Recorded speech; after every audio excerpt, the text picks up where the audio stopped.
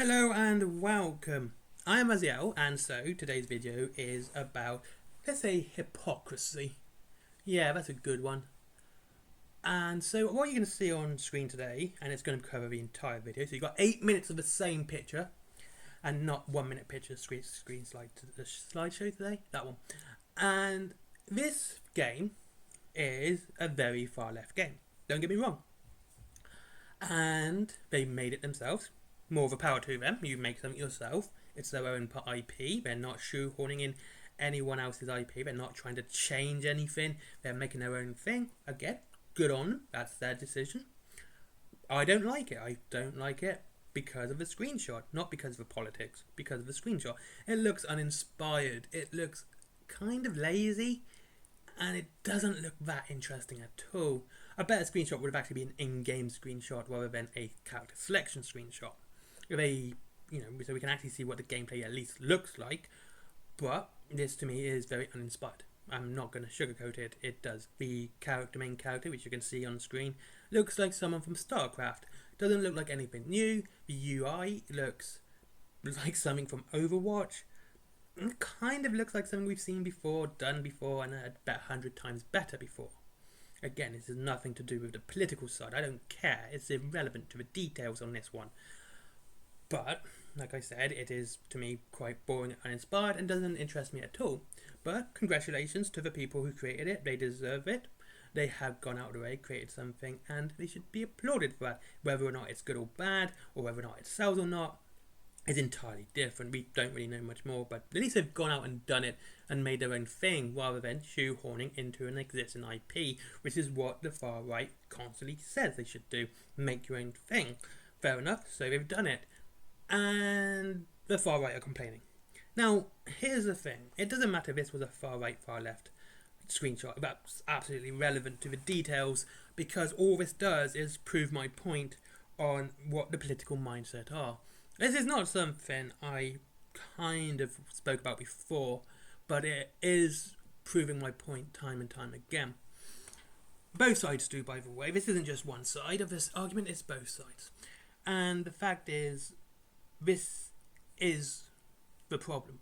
The problem is that both sides, and I'm going to say both sides, are so embittered by their political stance that they cannot or will not see any other opinion that is not theirs at all. They won't. They will stop a video or a discussion soon as they hear something they don't like. They will not even listen to the rest of a sentence because of something they heard that they didn't like. I mean, seriously, they will stop mid-sentence. What kind of ridiculous attitude is that?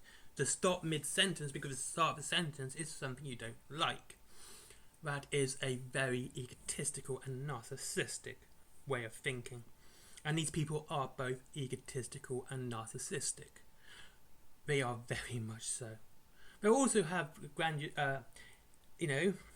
they have an inferiority complex and delusions of grandeur. They are broken people who need to get their heads on straight. Again, doesn't matter if you're on the left or the right. This applies to both.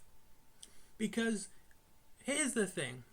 If you ever take time to actually listen to what they say, or in some cases you have to listen to what they don't say. It's a weird thing, but it's what they don't say. You go, hang about, why didn't you mention this? No, things they deliberately miss out or omit. And then you realise that these people do not care. They just want to say what they think's right. And their logic is, I'm right, so whatever I say is right is right. It's circular logic. And as soon as you disagree with them, you're automatically branded with the other side. It's just the way it is. They will do that every time. And they also think that most people are in agreement with them. So we can add pronoia to that. Pronoia is the feeling that everyone loves you, even though contrary to evidence, no one really doesn't. And so they think this. And as soon as you say something different, you're automatically on the other side. They also have this, like I said, delusion of grandeur because they're so intelligent, they're so enlightened that no peon can think like they do. They cannot get to their level of intelligence. And if we disagree with them, we have obviously missed something out, some nuance. Except that's the thing. Most people get the nuance. Most people understand it. And we know there's shades of grey. You don't have to treat us like idiots. But they do. They try to treat everyone who disagrees with them like an idiot. Like they're stupid. And this is wrong. You gotta treat everyone as your equal. You gotta treat them as they're on your level of intelligence. And that's what you've got to do. And as soon as someone disagrees with you, they make a point, you discuss it back. If it's an objective point, you ask them to sort of, further their discussion. Say, can you please explain it a little bit more to me? Why you disagree with this? Or you agree with it? Just ask them to say why their objective point is there. But they don't. They don't agree with this. They have to be right.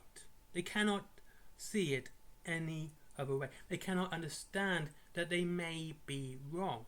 It doesn't even come into their mindset that they may be wrong. I always say it's okay to be wrong.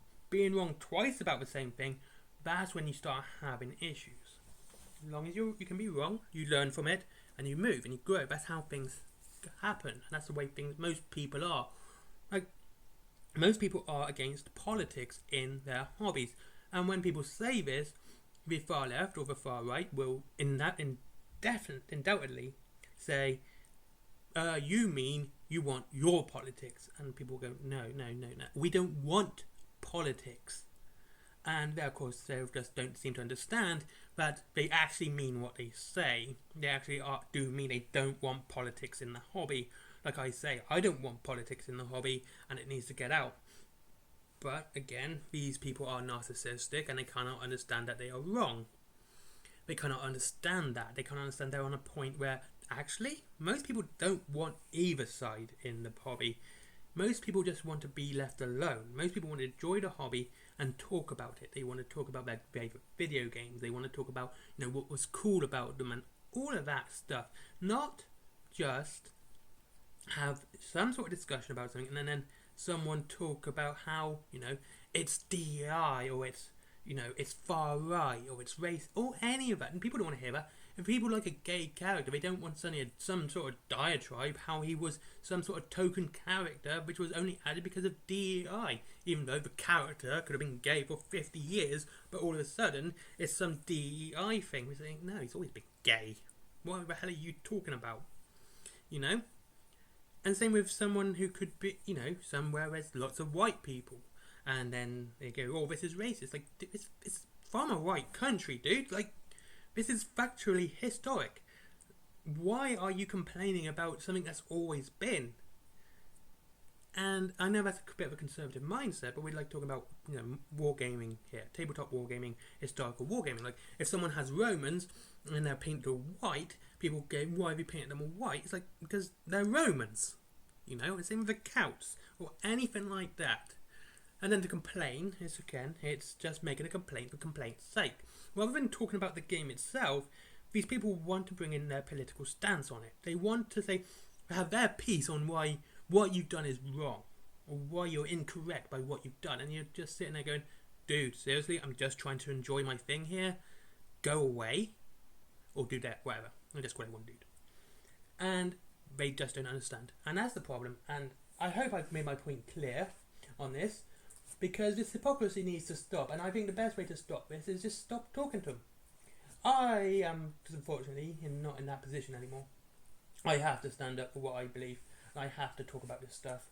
Because I don't think it's right. Because no one else is willing to stand up to them at the moment. I know I'm only a small YouTube channel. And I don't like talking politics. Because I want to talk about games. But here we go. This is just the bed I've made for myself. So I've got a lot in it. Oh, well, c'est la vie. Hopefully it will change soon. Anyway, hope you enjoyed this video. I'll see you in the next one. It is maybe another video today. I'll see if I got time. I did take a half day yesterday, but I do need to finish my yesterday's work today. And, yeah, benefits of working from home, I suppose. And I'll see you in the next one. Link to Whaling Game down below if you wish to save some money on your Warhammer. and any other gaming there, you know. And there is free delivery after £20. There is also Forbidden Planet. Forbidden Planet for all that cool geeky merchandise sort of stuff everyone loves. There is my merchandise, t-shirts, cups, notebooks, stickers, all the artwork is designed by me. There's my comic, which was written and drawn by me. No AI art, or actually that was all pen and ink, pen on paper sort of stuff that did that. There was no computer generated stuff in that at all. There is also Skyforge. Always give that guy a click, he deserves some love. And finally, there is Patreon, because business. Bye bye.